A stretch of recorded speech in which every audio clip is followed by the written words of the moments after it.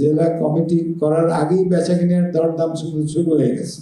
আমাদের মতো কিছু সাদাসিধে লোক আছে, টাকা দিতে রাজিও আছে, ভাইস প্রেসিডেন্ট হবে টাকা দিয়ে। এখন আমাদের কাজ হবে পূর্ণাঙ্গ কমিটি করার সময় যেন বেচা কিনা না হয়।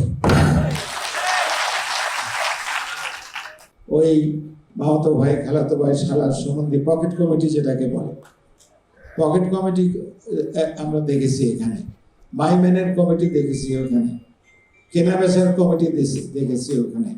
এবং এই যে এখন আমাদের একটু আগে যে আমাদের পান্না সাহেব বলেছিল জেলা কমিটি আটকে আছে, এই জেলা কমিটি করা হচ্ছে না।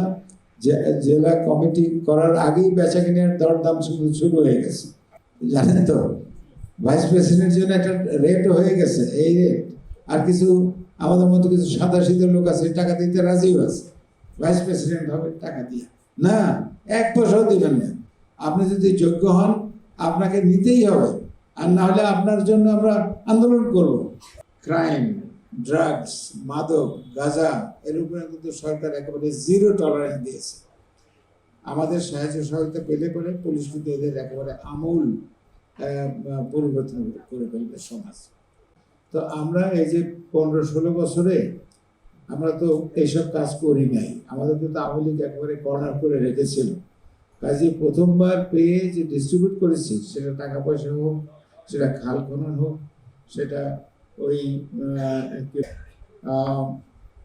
আমরা কিন্তু চাকরির বয়স বাড়িয়ে দিয়েছি। চাকরির বয়স বাড়িয়ে দেওয়া হয়েছে, তাতে সবাইকে কাভার করবে না, কিন্তু চাকরির জন্য আমরা ওই যে আওয়ামী লীগ করেছিল যে একেবারে আওয়ামী লীগই হতে হবে, তাছাড়া চাকরি দেওয়া যাবে না, ওই জন্যই তো তাদের বিরুদ্ধে আন্দোলন হয়েছিল, তাই না?